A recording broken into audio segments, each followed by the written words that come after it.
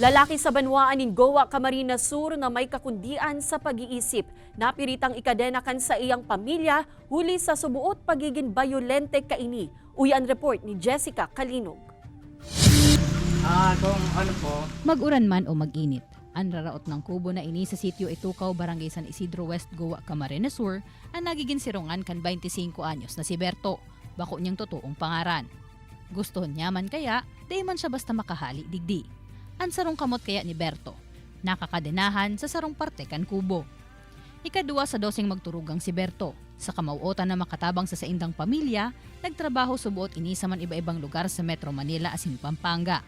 Alagad kan mawaaran nin trabaho 2 taon na ang nakakalihis. Dumana subuot nin Danarisa na may kakaiba na sa hiro asin ugali kay ano ini. po bang maglupang hinirang? Lupang hinirang na ba? Tapos kapag pamanila niya nga iya naggayo na siyang wara-wara sa isip, naggarong nag-breakdown ang isip niya pag tighiriling niya mga tawag niya. Araw na kain sige sa ng ano.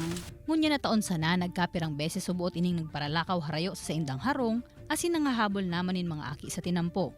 Kaya kan Pebrero 18, napirita na subuot ining ikadena kan sa iya mismong ama.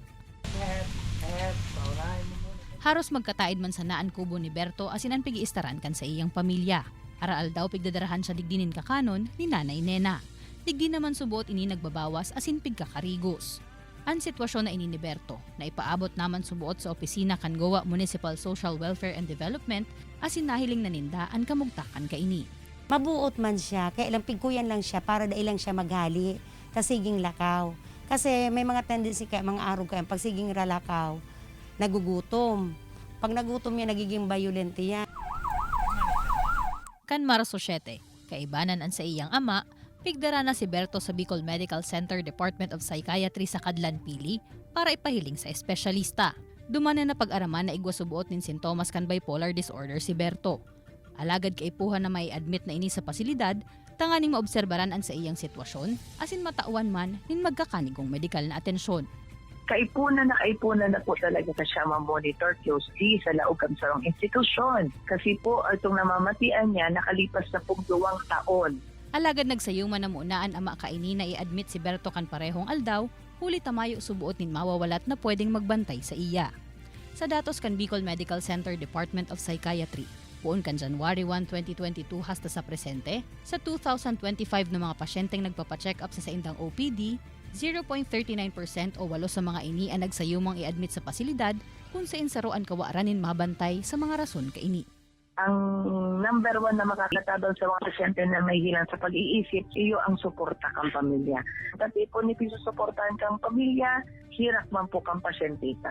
Kita po niya o lang po sa katatabay. Mientras tanto, pigpakiulayan subuot kan MSWDO Goa ang sitio BHW kan barangay na iyo na sanang magbantay kay Berto nganing mailaog na sa pasilidad. Alagad 7 bulan na ining bados, kaya dai subuot pwedeng magtinir sa pasilidad. Igwa po siyang tugang dyan sa guwa na lalaki, nasa edad naman po ito. Kung ano po, iyon na po ito pag-urulayan niyo po, na iyon na sanang mag-iba.